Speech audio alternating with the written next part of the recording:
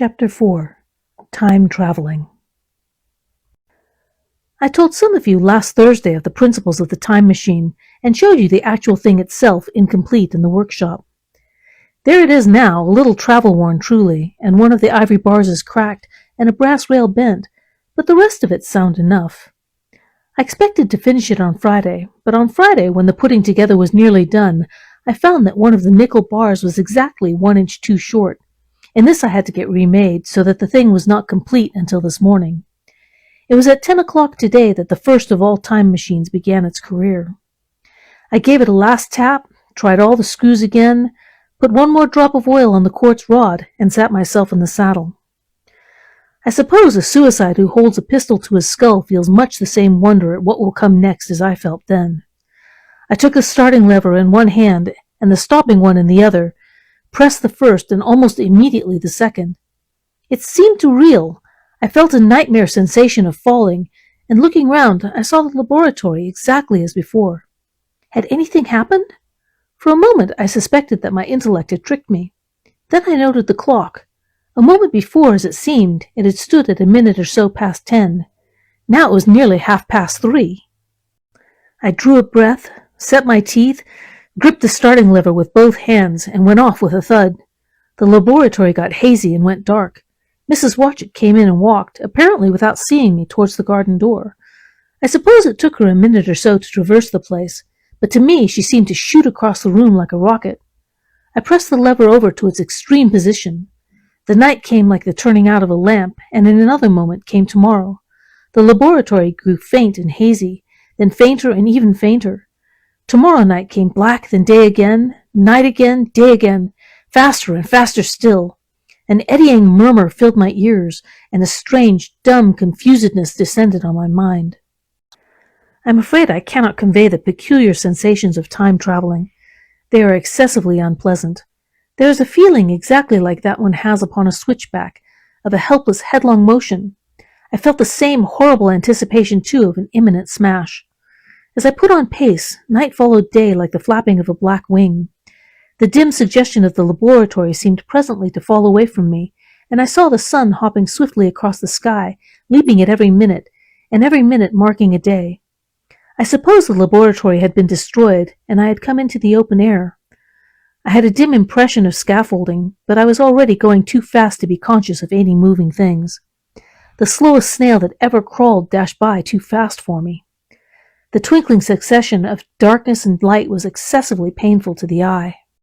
Then, in the intermittent darkness, I saw the moon spinning swiftly through her quarters from new to full, and had a faint glimpse of circling stars.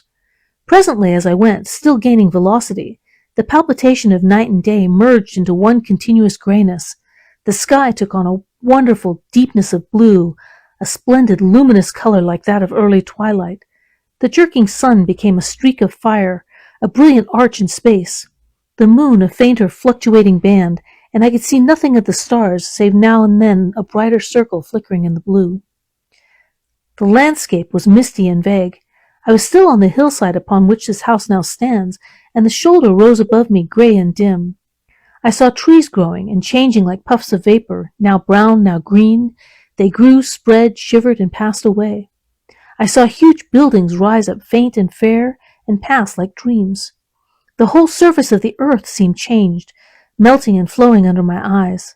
The little hands upon the dials that registered my speed raced round faster and faster. Presently I noted that the sun-belt swayed up and down from solstice to solstice in a minute or less, and that consequently my pace was over a year a minute, and minute by minute the white snow flashed across the world and vanished, and was followed by the bright, brief green of spring. The unpleasant sensations of the start were less poignant now. They merged at last into a kind of hysterical exhilaration.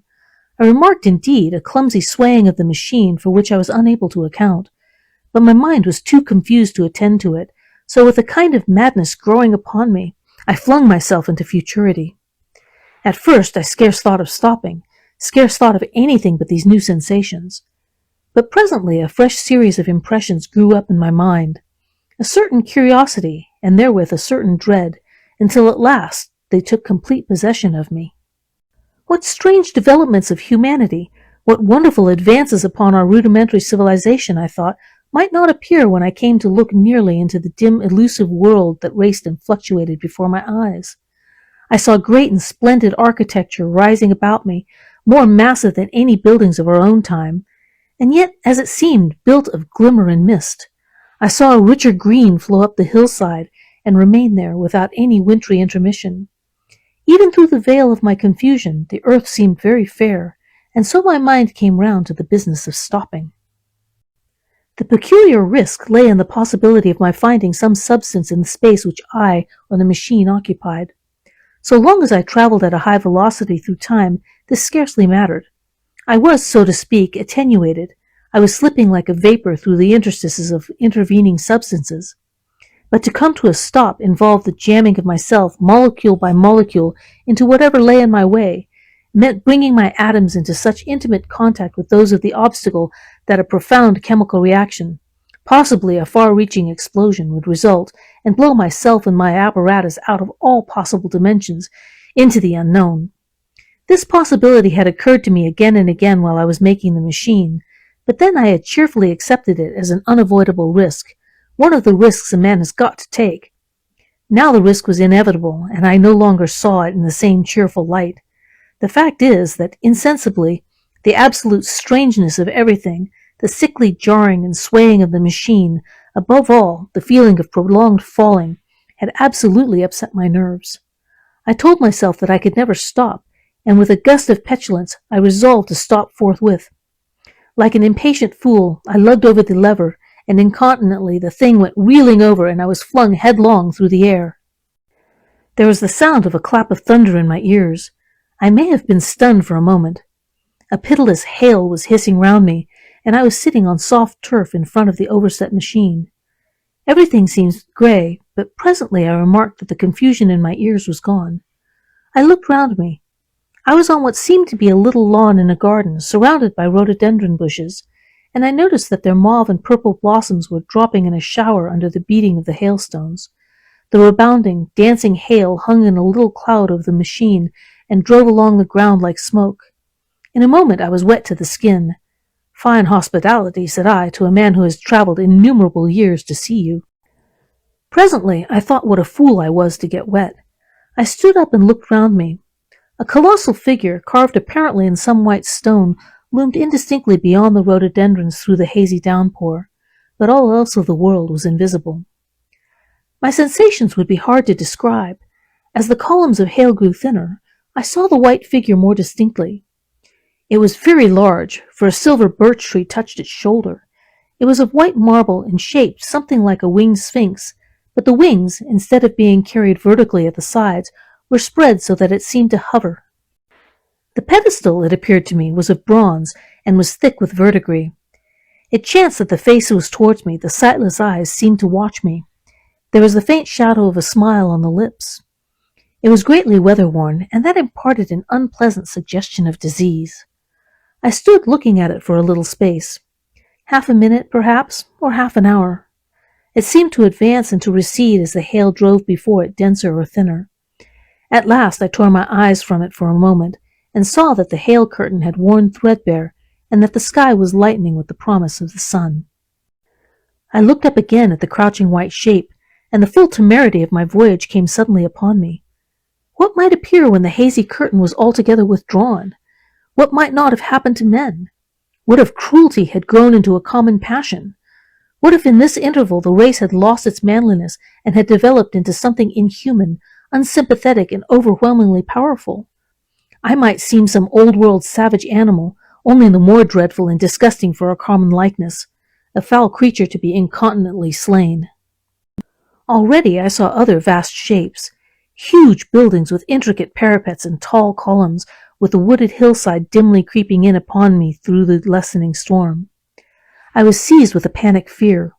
I turned frantically to the time machine and strove hard to readjust it. As I did so, the shafts of the sun smote through the thunderstorm.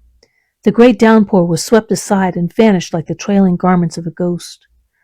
Above me, in the intense blue of the summer sky, some faint brown shreds of cloud whirled into nothingness. The great buildings about me stood out clear and distinct, shining with the wet of the thunderstorm, and picked out in white by the unmelted hailstones piled along their courses. I felt naked in a strange world. I felt as if perhaps a bird may feel in the clear air, knowing the hawk wings above and will swoop. My fear grew to frenzy. I took a breathing space, set my teeth, and again grappled fiercely, wrist and knee, with the machine. It gave under my desperate onset and turned over. It struck my chin violently. One hand on the saddle, the other on the lever, I stood panting heavily in attitude to mount again. But with this recovery of a prompt retreat, my courage recovered. I looked more curiously and less fearfully at this world of the remote future. In a circular opening high up in the wall of the nearer house, I saw a group of figures clad in rich, soft robes. They had seen me, and their faces were directed towards me. Then I heard voices approaching me, coming through the bushes by the white sphinx with the heads and shoulders of men running. One of these emerged in a pathway leading straight to the little lawn upon which I stood with my machine. He was a slight creature, perhaps 4 feet high, clad in a purple tunic girdled at the waist with a leather belt. Sandals or buskins, I could not clearly distinguish which, were on his feet. His legs were bare to the knees, and his head was bare. Noticing that, I noticed for the first time how warm the air was. He struck me as being a very beautiful and graceful creature, but indescribably frail. His flushed face reminded me of the more beautiful kind of consumptive, that hectic beauty of which we used to hear so much. At the sight of him, I suddenly regained confidence. I took my hands from the machine.